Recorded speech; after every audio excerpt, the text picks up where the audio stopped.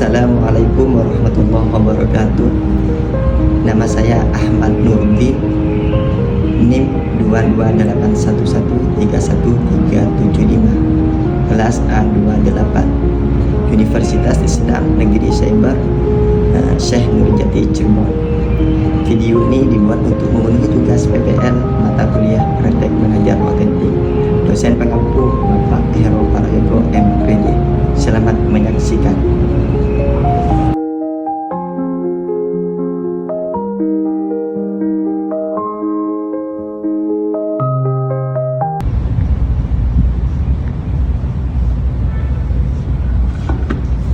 Assalamualaikum warahmatullahi wabarakatuh. Waalaikumsalam warahmatullahi wabarakatuh. Bagaimana kabarnya anak-anak? Alhamdulillah sehat Pak Ustadz. Sebelum pelajaran kita mulai, marilah kita baca doa bersama-sama dengan harapan semoga ilmu yang kita pelajari menjadi tambahan ilmu yang bermanfaat dan barokah. Ala hadihi niyah wa ala kulli niyatin salihah. Untuk ingat dari Bapak Syafaat Rasulullah. Al-Fatihah. A'udzubillahi minasyaitonir rajim. Bismillahirrahmanirrahim. Alhamdulillahirabbil alamin arrahmanir rahim maliki yaumiddin. Iyyaka na'budu wa iyyaka nasta'in ihdinas siratal mustaqim siratal ladzina an'amta 'alaihim ghairil maghdubi 'alaihim waladdallin. Raditu billahi rabba wa bil islami dinan wa bi Muhammadin nabiyyan wa rasulah. Rabbi zidni ilma warzuqni fahma. Rabbi shrah li sadri wa yassir li amri wahlul 'uqdatam min lisani yafqahu qawli birahmatika ya arhamar rahimin. Awaitu ta'alluma li ilahi kalimatillahi fadlillahi ta'ala. Sebelum pelajaran kita mulai juga siap-siap dulu ya. Ahmad Syafi'i Hadir. Abdul Rahim Hadir. Muhammad Sobri Ada Pak. Ahmad Fauzan Ada.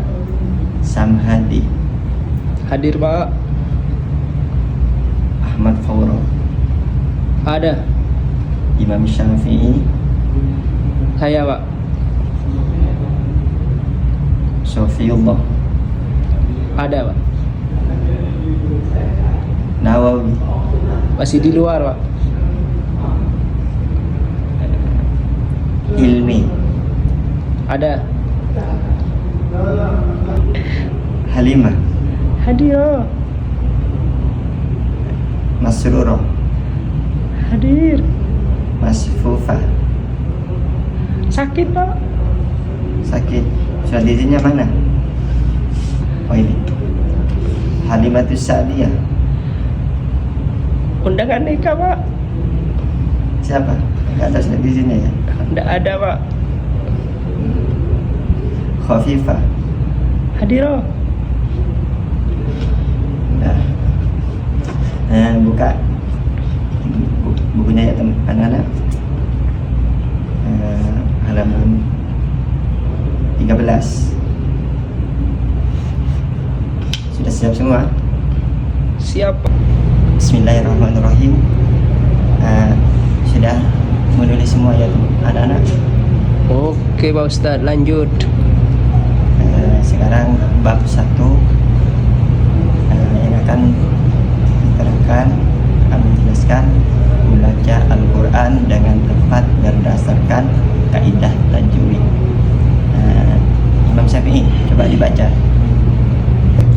Dalam hadis yang diriwayatkan oleh Bukhari dan Muslim dan Aisyah radhiyallahu an bahwa Rasulullah sallallahu alaihi wasallam bersabda, bagi yang mahir membaca Al-Quran bersama malaikat yang terhormat dan yang membaca Al-Quran sedang ia terbata-bata serta mengalami kesulitan, maka baginya mendapat 2 pahala. Dalam hadis tersebut sangat jelas diterangkan betapa pentingnya membaca Al-Quran sehingga yang bacaannya terbata-bata pun tetap mendapat pahala. Dan bagi yang mahir membacanya mendapat kedudukan mulia bersama para malaikat. Agar bacaan kita lancar, baik dan benar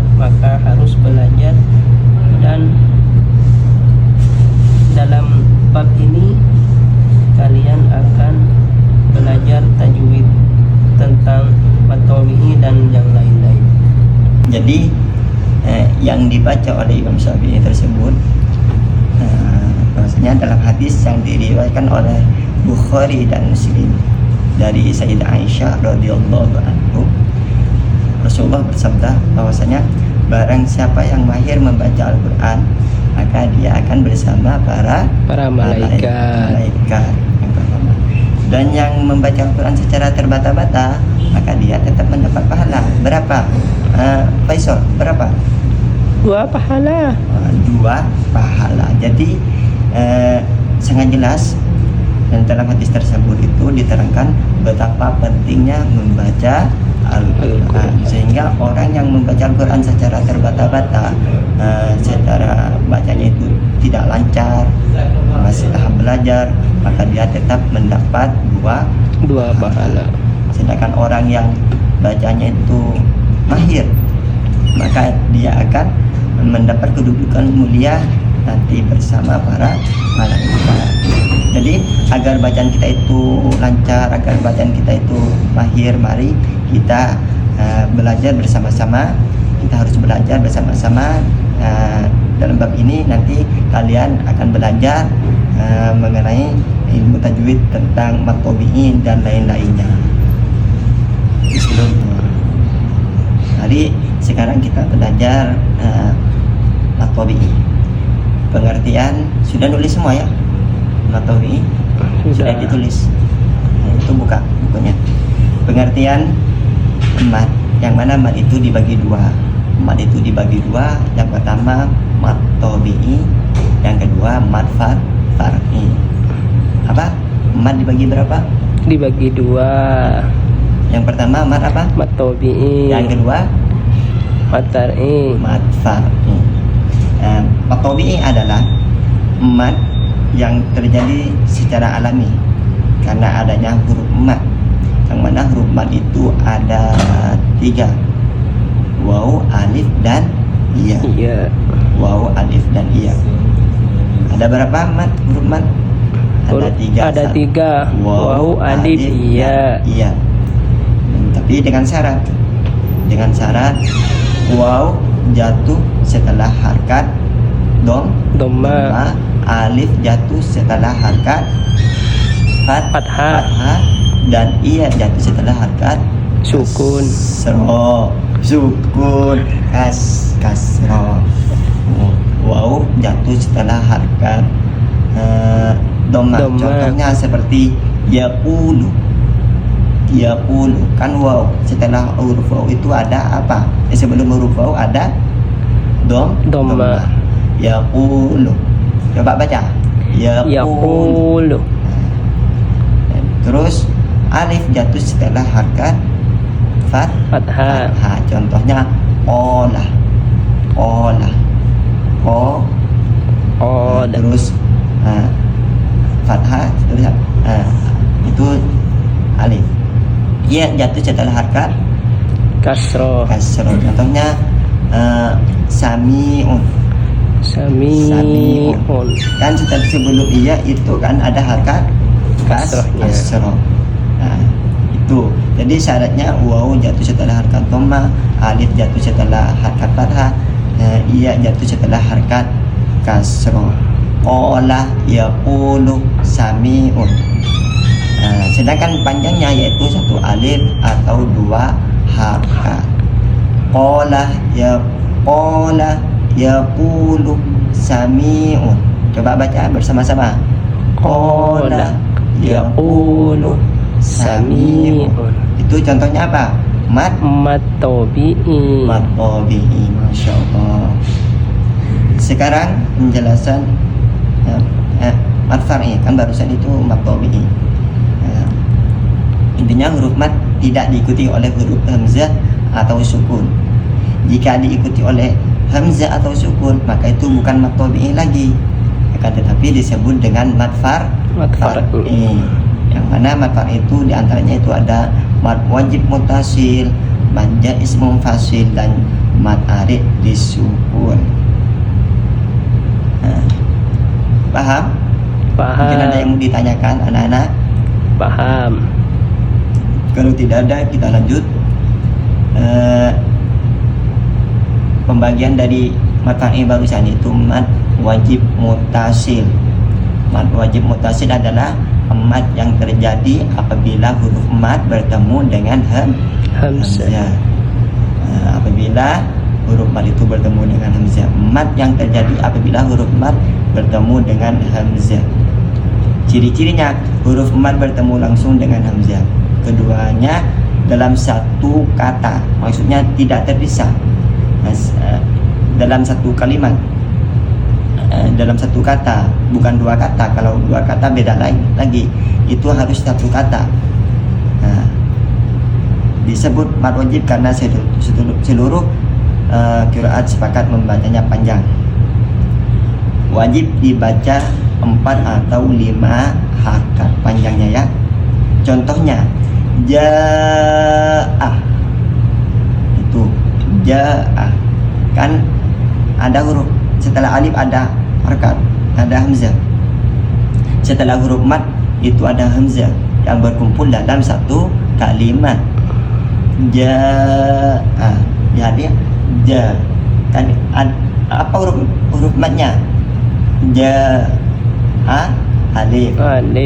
Ja, setelah huruf mad itu ada hamzah. Itu berkumpul dalam satu kalimat, maka disebut dengan mad wajib muttasil. Muttasil. Ja, as-sama'u ulaika. Coba baca bersama-sama.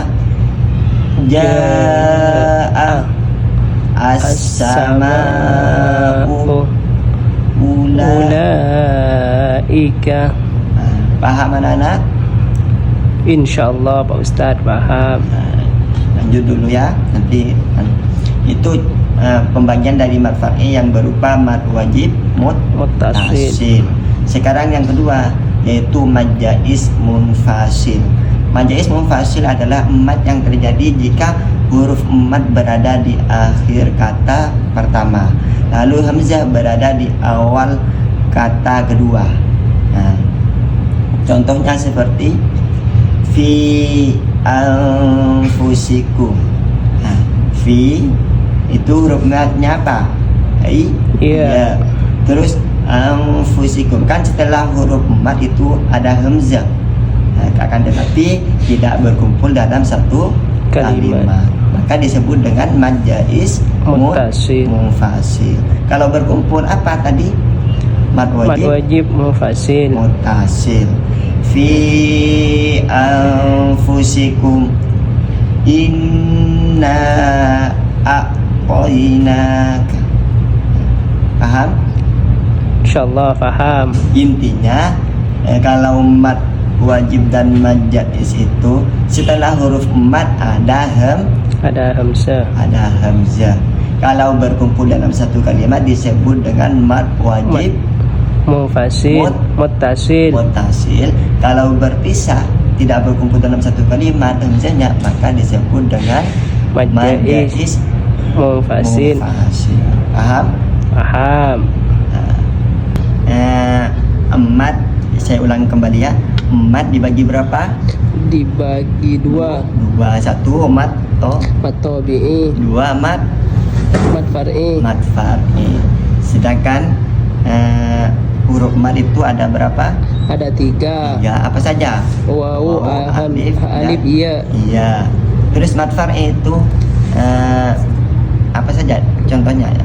Dibagi berapa? Mad far'i dibagi 2. Terus apa saja? Mad wajib munfasil dan mad wajib muttasil. Mad wajib muttasil dan mad jaiz munfasil. Paham? Nah, sekarang kalau paham, coba Nawawi coba dibaca Al-Quran, terus nanti cari ada berapa di sana contoh dari mad tabi'i dan mad far'i. Yuk, coba dibaca dulu. Coba Nawawi baca surah An-Nasr. Bismillahirrahmanirrahim.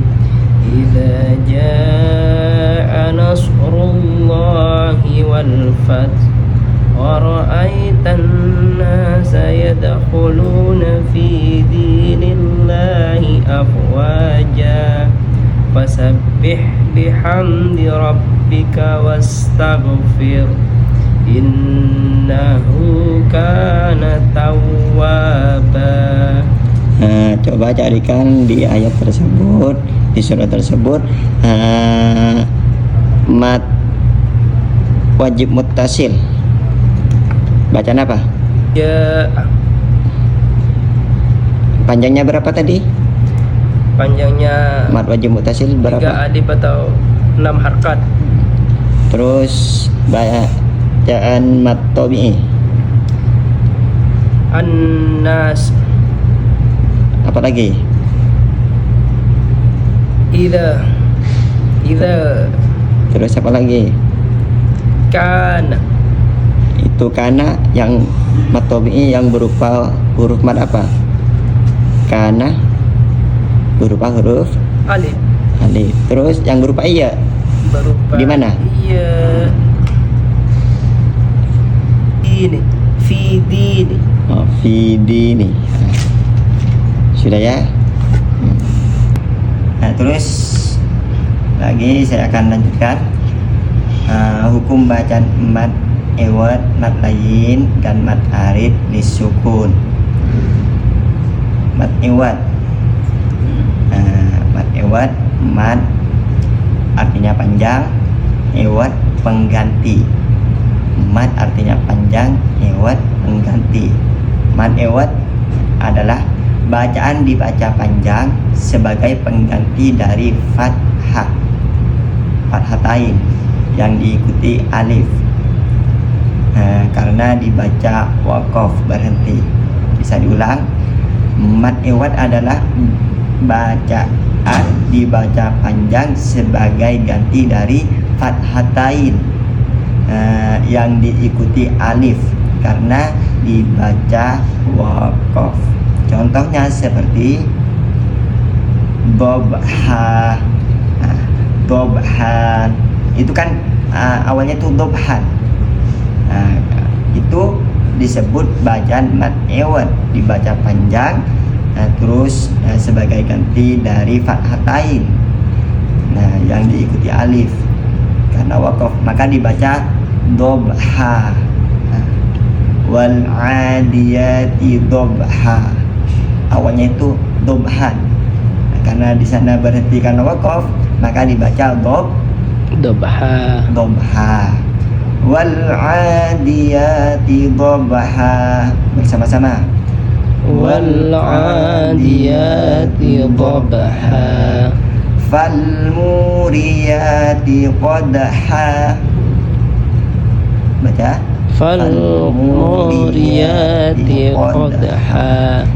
Awalnya itu dibaca qadhan karena di sana itu disebut mat iwad sebagai ganti dari fathatain yang diikuti alif, berhenti karena waqaf, maka dibaca qadha. Paham ya anak-anak? Paham. Itu disebut mat apa? Mat iwad. Mat iwad. Terus ada lagi mat layin. Mat layin yang mana artinya mat artinya panjang, layin lunak. Mat layin adalah bacaan panjang dibaca lunak. Syaratnya apa? Apabila terdapat waw sukun atau ya sukun yang didahului huruf berharkat fathah. Waw atau ya yang didahului harkat fathah dan setelahnya berupa huruf hidup yang dibaca waqaf. Contohnya Quraisyin. Intinya sebelum waw atau ya itu berharkat fathah dan setelah waw atau ya itu di sana harkatnya hidup. Contohnya Quraisyin, maka harus dibaca lunak, disebut dengan mat layin. Di ila fi Quraisyin, Quraisyin, baca Quraisyin. Ila fihim rihlatasyita'i wassoif, itu wassoif kan dia sukun. Sebelumnya harkat apa itu? Soif, Fathah. dan setelah iya itu ada harkat yang masih masih hidup. Nah, maka disebut mad apa? Mad layyin. Mad layyin. Paham? Paham. Yang terakhir yaitu mad arid lisukun. Mad arid lisukun. Lisukun mad artinya panjang, arid itu baru, lisukun mati. Nah, pengertiannya, bacaan panjang yang terjadi apabila ada bacaan mad tabi'i bertemu dengan huruf hidup yang dibaca waqaf berhenti, baik berhenti di akhir ayat ataupun di tengah-tengah ayat. Panjang, satu alif atau dua harkat. Contohnya, malikin nas, kun fayakun. Nah, itu intinya bacaan panjang yang terjadi apabila ada bacaan mad tabi'i yang bertemu dengan huruf hidup. Intinya dibaca waqaf. Bismillahirrahmanirrahim. Nah, itu ar-rahim itu disebut bacaan apa? Mad arid disukun. Qul ya ayyuhal kafirun, al-kafirun. Nah, jadi itulah mad, penjelasan dari mad iwad, mad layyin dan juga mad arid disukun. Oh ya anak-anak, saya kasih contoh, nanti ditebak ya, ini bacaan apa? Nah, kalau tahu nanti dapat hadiah. Bismillahirrahmanirrahim. Fawasaqna bihi jam'a. Saya kasih pilihan, apa contoh dari mad layyin atau mad iwad atau mad arid disukun? Mad iwad. Mad iwad. Yang Ibrahim jawab apa? Mad layyin. Jadi apa yang benar? Mad layyin. Mad layyin. Yang benar itu adalah mad iwad. Mad iwad jam'ah. Terus ini lagi yang tahu terakhir, min khauf, itu bacaan apa? Min khauf. Mad layyin. Mad layyin. Karena di sana ada huruf waw, huruf mad waw dan ya, dan sebelumnya harkat fathah, disebut mad layyin. Cukup. Assalamualaikum warahmatullahi wabarakatuh. Sekarang akan melanjutkan pelajaran dari kemarin, mana pelajaran hari ini itu bab 2 yang berjudul ku berbagi infak dan sedekah dengan ikhlas. Coba baca dulu ya, saya kasih waktu 1 menit.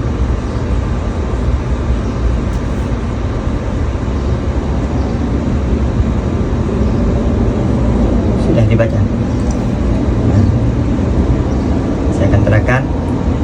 Sungguh beruntung orang-orang yang diberi rezeki berlimpah oleh Allah Subhanahu wa Ta'ala.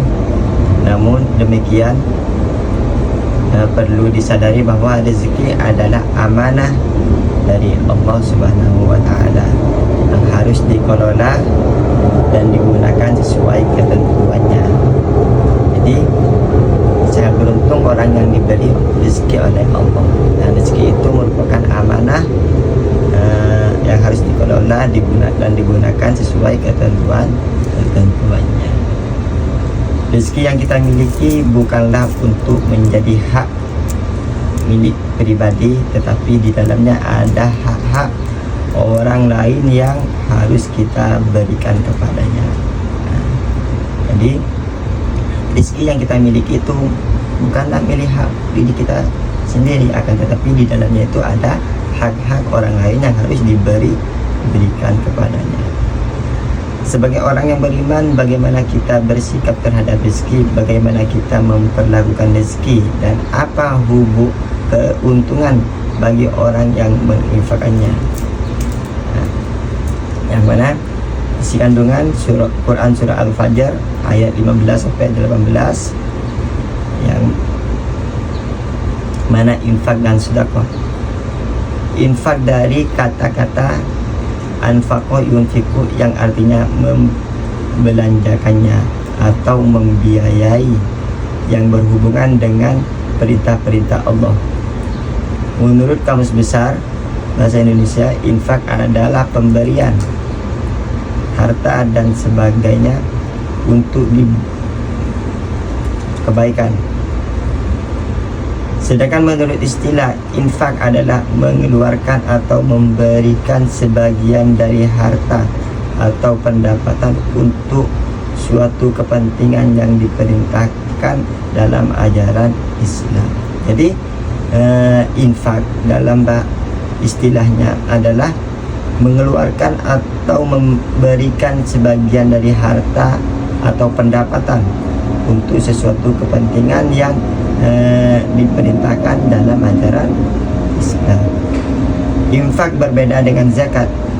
Infak tidak mengenal istilah nisab dan jumlah yang ditentukan secara hukum. Jadi infak itu beda dengan zakat. Kalau zakat itu ada jumlah nisabnya dan dibagikan kepada siapa-siapa saja. Kepada siapa-siapa saja itu ada ketentuannya. Kalau infak itu beda, tidak mengenal nisab dan tidak mengenal siapa yang menerima, dan penerimanya pun tidak ditentukan sebagaimana zakat. Infak dapat diberikan kepada mustahik zakat dan selain mustahik zakat seperti keluarga dan kerabat, itu zakat.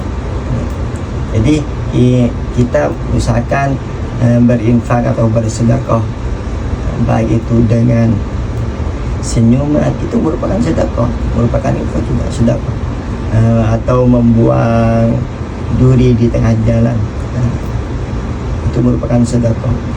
Kita berinfakkan, bersedekahkan kepada orang lain, karena sesuai dengan sabda Rasulullah, idza mata ibnu adam in qata amaluhu illa min salasin.